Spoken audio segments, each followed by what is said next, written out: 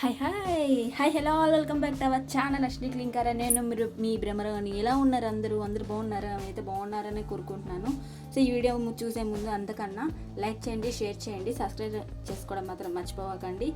So ఈరోజు నేను ఇంట్లో ఏం స్పెషల్ చేయబోతున్నానంటే, స్పెషల్ ఏం కాదు, జస్ట్ ఏం చేస్తున్నానో చూడండి వీడియోలో. ఇలా నేనే చేస్తున్నానా, మీరు కూడా చేస్తారో నాకు కమెంట్లో చెప్పండి. అండ్ ఏంటంటే విశేషం, ఈరోజు ఎప్పుడు తినే అన్నమైనా, ఎప్పుడు తినే వైట్ రైస్, ఎప్పుడు తినే కూరైనా కొంచెం అప్పుడప్పుడు స్పెషల్గా చేసుకోవాలని నేనైతే ఒక రైస్ అయితే చేయబోతున్నాను. వీక్లీ వన్స్ ఆర్ ట్వైస్ మనం ఇలా చేయడం వల్ల ఇంట్లో వాళ్ళు కూడా బయట ఫుడ్కి అలవాటు కాకుండా ఇంట్లో ఏం వెరైటీ చేశారు, ఏం తిందాం అన్నట్టుగా ఉంటారు కదా. ఈ పాటికి అర్థమైపోయి ఉంది, దీన్ని ఈ వీడియోలో వస్తుంది కదా. సో నేనైతే ఏం చేస్తున్నా అంటే, అందరికి తెలిసిందే, బట్ నేను చాలా సింపుల్ వేలో చేస్తున్నా. అదేనండి పుదీనా రైస్. ఇంత సింపుల్ అంటే అంత సింపుల్గా చేసుకుంటున్నా. జస్ట్ నేను 2 టేబుల్ స్పూన్ నూనె తీసుకొని అందులో లవంగం, దాల్చిన చెక్క, బిర్యానీ ఆకులు వేసుకొని వాటిని ఫ్రై చేసేసినాక మిక్సీ పట్టిన అల్లం వెల్లుల్లి పేస్ట్ ఉంటుంది కదా, సో అల్లం వెల్లుల్లి పేస్ట్ వేసుకొని పచ్చి వాసన పోయేంత వరకు ఫ్రై చేసేసుకొని, ఆ తర్వాత మిక్సీ పట్టిన పుదీనా ఉంది కాబట్టి ఆ పుదీనాను కూడా పచ్చివాసన పోయేంత వరకు ఉడికించేసుకొని, అండ్ నేను ముందుగా నానబెట్టుకున్న మిల్ మేకర్లు మన హెల్త్కి చాలా అంటే చాలా మంచిది, ప్రోటీన్ ఉంటుంది. సో అందుకే నేను మిల్ మేకర్లు అయితే యాడ్ చేస్తున్నా కొంచెమే.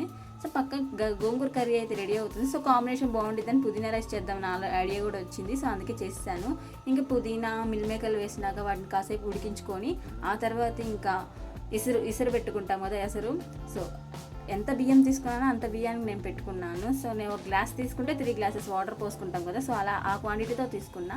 ఇంకా ఫైనల్గా అయితే ఎసరు వచ్చేసింది, ఎసరు మరిగిపోయింది. ఎసరులో నానబెట్టిన బియ్యం పోయడం జరిగింది, అది ఉడకడం జరిగింది, అది తినడం కూడా జరుగుతుంది. తర్వాత ముందు చెప్పడం మర్చిపోయా, జీడిపప్పు కూడా ఒక 4-5 తీసుకుని డైరెక్ట్గా ఫ్రై చేసుకున్నాను, కొంచెం ఫ్లేవర్ బాగుండిద్దని. ఇంకా ఫైనల్లీ గుమగుమలాడే పుదీనా రైస్ ఎంత సింపుల్గా చేస్తానో చూసారు కదా. మీరు కూడా ట్రై చేసి మీ ఇంట్లో వాళ్ళని మెప్పించండి. మా ఇంట్లో వాళ్ళు తిని టేస్ట్ సూపర్గా ఉందన్నారు. అండ్ విత్ కాంబినేషన్ గోంగూర కదా, సో సూపర్గా ఉండకుండా ఎలా ఉండిద్ది. సో వెంటనే మీరు కూడా ట్రై చేసేయండి. నా పుదీనా రైస్ ఎలా ఉందో కామెంట్ చేసి చెప్పండి.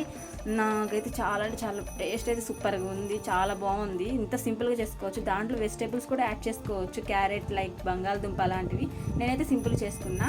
సో వీడియో నచ్చితే లైక్ చేసి, షేర్ చేసి, సబ్స్క్రైబ్ చేసేయండి తొందరగా, సరేనా?